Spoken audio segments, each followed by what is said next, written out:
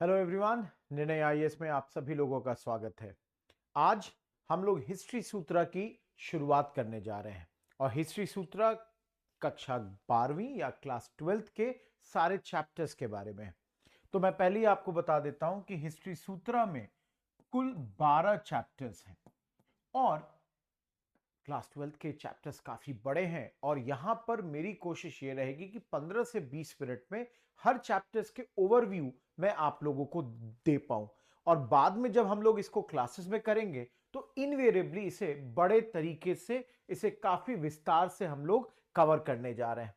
तो अगर हम लोग चैप्टर 1 की बात करें, अगर हिस्ट्री सूत्रा में चैप्टर नंबर 1 की बात करते हैं तो ये चैप्टर हमारा रिलेटेड है पूरी तरीके से इंडस वैली सिविलाइजेशन से, हड़प्पा सिविलाइजेशन से। तो अगर आप देखेंगे इस चैप्टर का नाम है bricks beads and bones the Harappan civilisation. ये है आपका थीम 1 इस बुक में। ये रहा मेरा टेलीग्राम ग्रुप, अगर आप जुड़ना चाहते हैं और जुड़ ही जाइए। इसमें आपको सारे डेली के न्यूज रिलेटेड मैटर्स मिल जाएंगे एंड डायरेक्टली टीचर से आप मिल सकते हैं, उनसे आप इंटरैक्ट कर सकते हैं online through this Telegram channel and बहुत कुछ। तो आप जुड़ के देखिए, आपको काफी फायदा होगा। सो अगर वी गो इनटू दिस, देखिए सबसे पहली बात है हड़प्पा का सबसे जो लैंडमार्क चीज है वो है उसका सील्स। तो आप अगर इस सील को देखिए तो यहाँ पे सील पे एक आपको जानवर दिख रहा है, इसके ऊपर कई सारे आपको अलग अलग डिजाइन दिख रहे हैं जिसको मैं अभी बता देता हूं कि यहां पर हम इनके लैंग्वेज को डेसिफर नहीं कर पाए। We have not been able to decipher the language of the Harappa, but then Harappan के अगर लैंग्वेज को हमने नहीं डेसिफर किया तो उनको हिस्ट्री को कैसे जानते हैं? अगर आपके मन में ये सवाल है तो बता देता हूं। हमें मिला है ऑर्नामेंट्स, पॉट्स, उनके हाउसेस, टूल्स, सील्स और इन आर्कियोलॉजिकल एविडेंसेस से हम उनकी हिस्ट्री को कंस्ट्रक्ट करते हैं, जिसमें सबसे इंपॉर्टेंट है सील। ना आप देख सकते हैं ये तमाम चीजें आप देख सकते हैं, बीड्स हैं, वेट्स हैं, ब्लेड्स हैं। ये ब्लेड्स का जैसे एग्जाम्पल हो गया, बीड का एग्जाम्पल हो गया, वेट का एग्जाम्पल हो गया, ये सब हम लोगों को हड़प्पा से मिला है।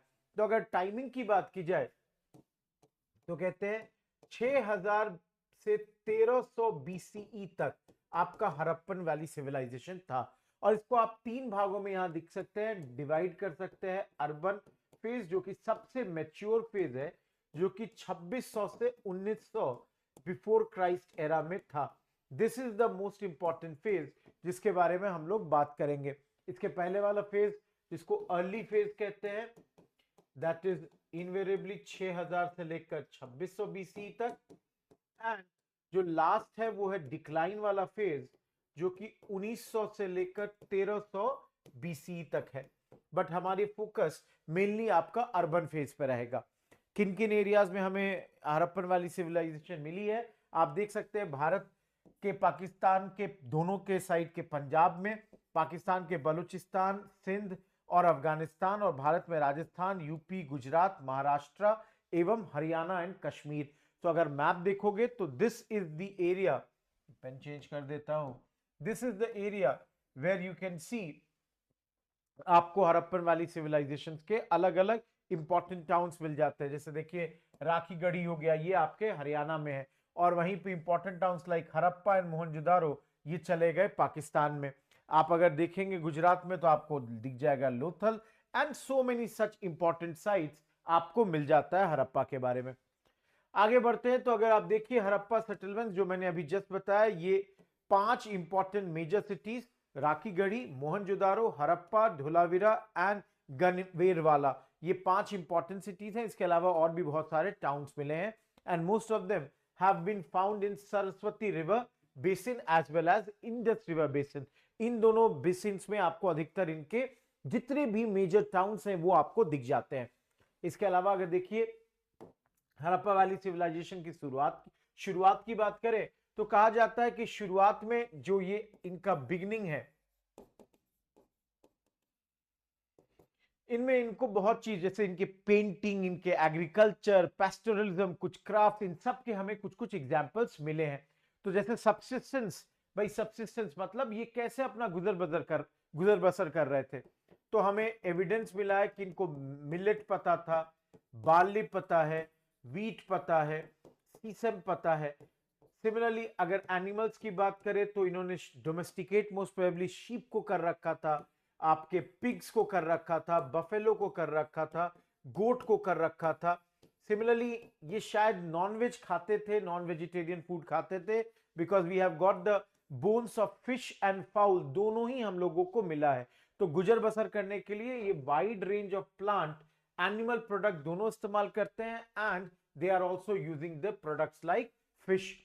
सिमिलरली अगर आगे बढ़ते हैं, देखिए यहाँ पे एक एग्जांपल टेराकोटा बुल का भी हम लोगों को मिल रहा है। भाई आप अगर खेती कर रहे हैं तो मोस्ट प्रोबेबली गाइस ये एग्रीकल्चर में बुल का इस्तेमाल करते थे। तो ये टेराकोटा का जो बुल हमें मिला है, मॉडल मिला है, ये देख सकते हैं गाइस हमें मिला है चोलिस्तान में, बनावली में जो कि हरियाणा में है, कालीबंगन में भी यहाँ पे एक प्लाउड फील्ड का एग्जाम्पल हमें मिला है जो कि राजस्थान में है। सो क्लियरली गाइस लगता ऐसा है कि भाई ये जिस एरियाज में रहते थे वहां इनवेरिएबली इरिगेशन की जरूरत थी। तो ये लोग थे आपके एरिड एरिया में जहां पे बरसात कम होती थी, इरिगेशन की जरूरत थी, और ये जरूर इन बुल्स का इस्तेमाल करते होंगे in order to do the ploughing in their fields. आगे बढ़ते हैं, अगर देखें तो इनके आर्टिफैक्ट्स को हमने आइडेंटिफाई किया है गाइस। जैसे आप देखिए धोलावीरा में ये मोस्ट प्रोबेबली एक रिजर्वायर का पिक्चर है। अगर इसका काम देखिए कितना अच्छा काम है, यहाँ पे देखिए हो सकता है ये सीढ़ियां बनी हुई है नीचे उतरने के लिए, रिजर्वायर जहां पानी स्टोर किया जाता है, तो ये आपके सारे यहाँ पे कंस्ट्रक्टेड है। सिमिलरली इनके कॉपर टूल्स को देखिए, so we can see that ये बहुत ज्यादा डेवलप्ड है। अब देखो यहाँ पे 12th क्लास का मैं बता रहा हूं, जब क्लास में आओगे ना तो छठे क्लास की भी एनसीईआरटी बताऊंगा, और छठे क्लास की एनसीईआरटी में हड़प्पा के इन सारे जो मेजर आपके जैसे रिजर्वायर हो गया या ग्रेट बाथ हो गया, तो उनके बारे में हम लोग वहां पे भी डिस्कशन करेंगे इनवेरिएबली। आगे बढ़ते हैं तो गई सबसे बड़ी बात मैं हमेशा कहता हूं, अगर आप लोग देखिएगा मेरे हिस्ट्री सूत्रा जो मैंने रवि सर के साथ किया है उसमें भी मैं डिस्कस करता हूं कि हड़प्पन वैली सिविलाइजेशन को आप सबसे ज्यादा एडवांस सिविलाइजेशन में मान सकते हैं। This is a very very advance civilisation, बहुत मॉडर्न है। भाई मॉडर्न क्यों कह रहा हूं, आप जरा देखिए इनके प्लान्ड अर्बन स्ट्रक्चर को। ये मोहनजोदारो का स्ट्रक्चर है जो दो भागों में डिवाइडेड है, अपर साइड ये सिटाडेल वाला और लोअर टाउन, दो भागों में इनके टाउन्स जो आपके ये सेपरेटेड है। सो गाइज आपके अर्बन स्ट्रक्चर पे, अर्बन प्लानिंग पे यूपीएससी लगातार क्वेश्चन पूछती है कि भाई इनके सड़क किस तरह के थे, इनके नाले ड्रेन्स किस तरीके थे, इनमें ब्रिक्स का इस्तेमाल किया गया या स्टोन्स का इस्तेमाल किया गया। तो वो तमाम चीजें हम सिटाडेल एवं इनके लोअर टाउन्स को हम लोग बाद में देखेंगे। इसके अलावा आप देख सकते हैं यहाँ स्टोरी दी गई है हड़प्पा की कि जब पहली बार खुदाई हुआ तो यहाँ के लोगों ने इनके सारे जो ब्रिक्स थे उसको लूट लिया था। तो हड़प्पा वेल प्रिजर्व नहीं है, मोहनजोदारो बहुत अच्छे से प्रिजर्व्ड है। आप देख सकते हैं एक ड्रेन का फोटो दिखाया जा रहा है, कितना बड़ा ड्रेन होगा इसका, ह्यूज ओपनिंग। देखिए यहाँ एक आदमी पूरी तरह दिख जा रहा है आपको। सिमिलरली इनके ड्रेन्स जो मैंने कहा ना कि एकदम 90 डिग्री ग्रिड पैटर्न्स पे ये ड्रेन्स थे, आपके लिंक थे रोड से एंड एवरीथिंग। आगे बढ़ते हैं तो यहाँ पे इनके घरों का अगर डोमेस्टिक स्ट्रक्चर देखें तो कुछ खास बातें जो निकल के आती हैं कि इनके घरों से जो ड्रेन्स थे, घरों से जो मतलब जो बाथरूम थे वो बाहर के ड्रेन से पूरी तरह कनेक्टेड थे। घरों के अंदर कुआं भी हुआ करता था, और सिर्फ मोहनजोदारो में ऑलमोस्ट 700 कुएं थे।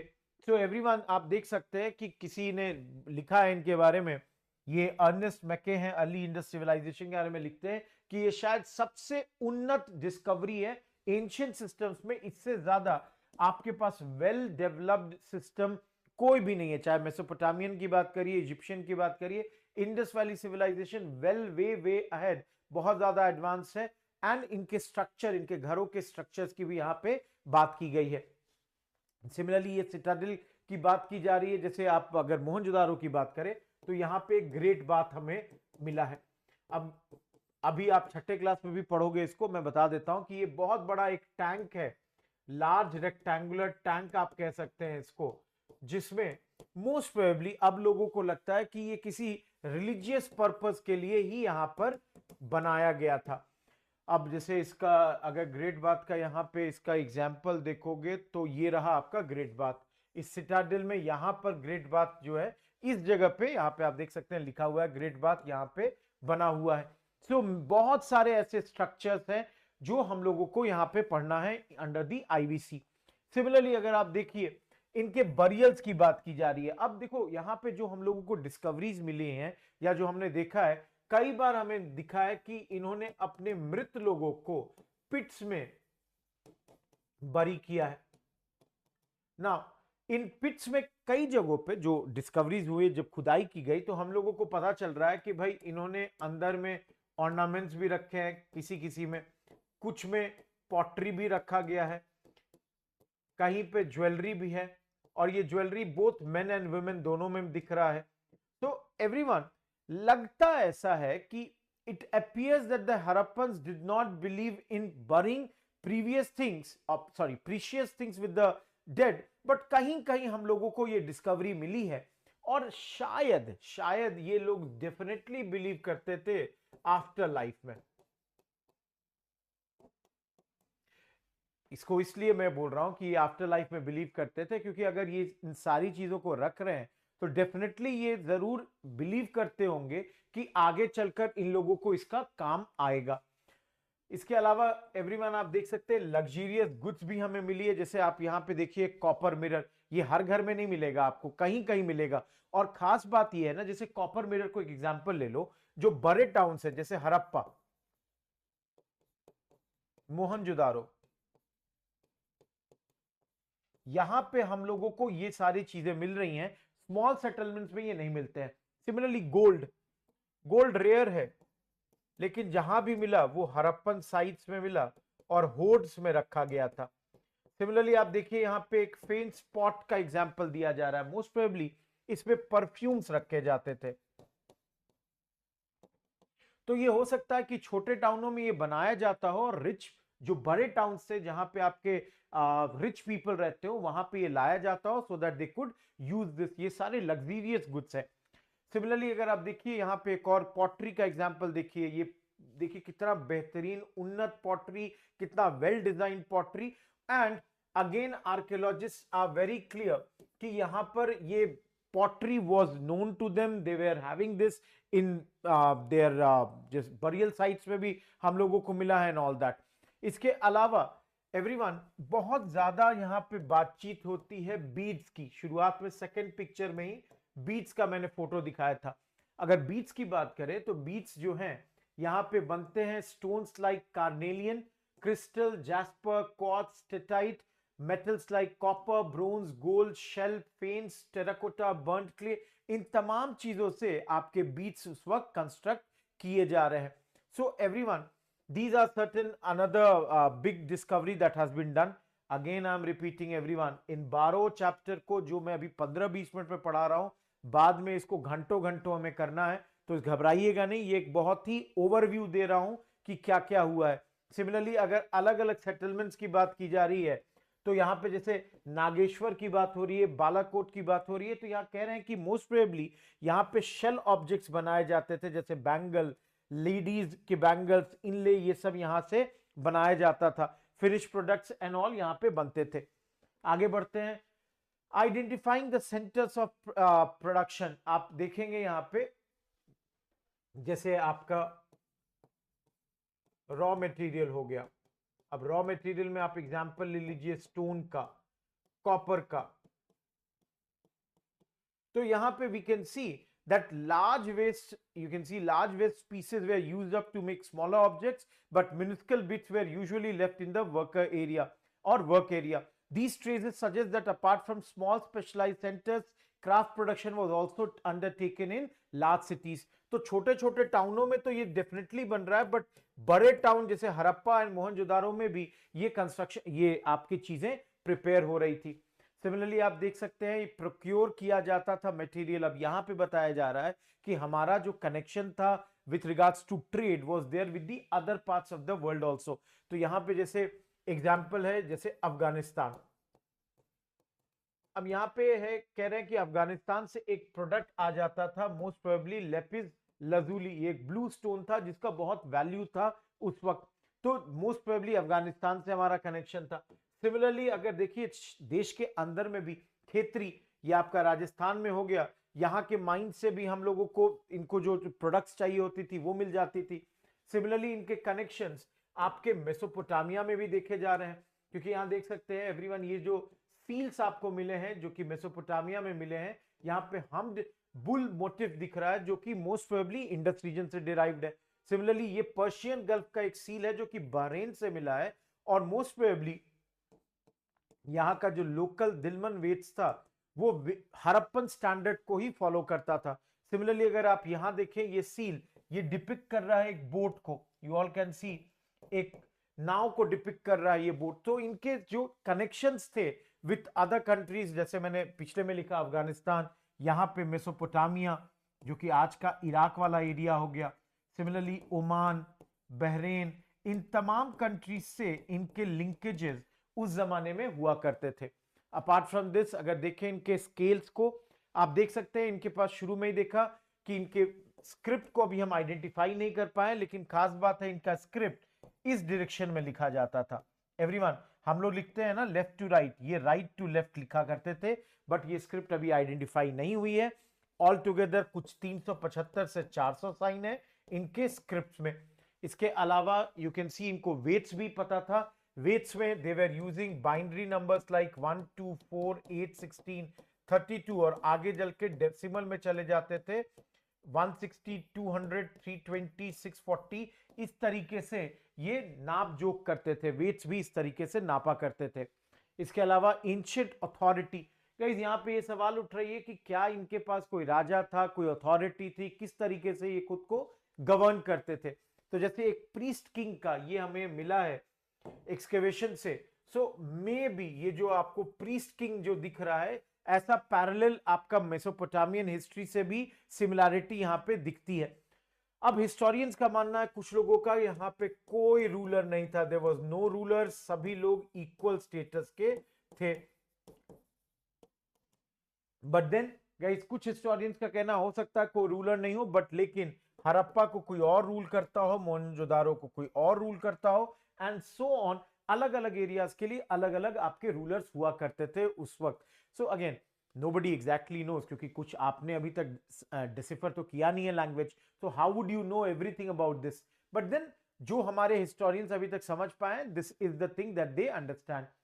एवरीवन, कैसे इस सिविलाइजेशन का खत्म हो गया या ये कैसे एंड पे आ गया, तो इसमें कुछ एक्सप्लेनेशन लोग देते हैं। जैसे कोई कहता है क्लाइमेट चेंज हो गया, डिफॉरेस्टेशन हो गया, एक्सेसिव फ्लड हो गया, शिफ्टिंग या रिवर्स ड्राई हो गए, या लैंडस्केप का ओवर यूज हो गया। All these are the different different causes जो लोग देते हैं कि भाई इस कारण से ये हड़प्पन वाली सिविलाइजेशन खत्म हो गई। और मैच्योर फेज के बाद देखिए यहाँ पे सिर्फ ये दो एरियाज प्रोमिनेंटली देखो, तो सिर्फ इन्हीं एरियाज में Harappa valley civilisation late phases में आपकी सिमट कर रह जाती है।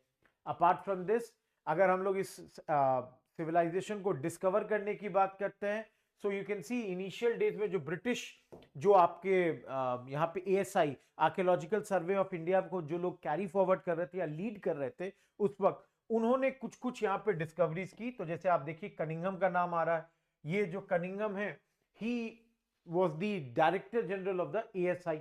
इन्होंने पहला जो ये देखिए स्केच बनाया था हड़प्पा से जो सील निकला है उसका स्केच आप देख सकते हैं।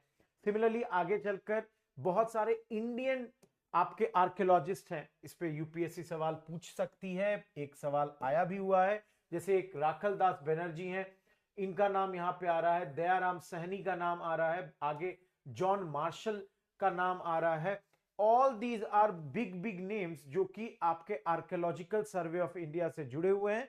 And you all can see guys, John Marshall थे जिन्होंने 1924 में अनाउंस किया था विश्व को कि हमने एक इंडस वैली सिविलाइजेशन को खोज लिया है।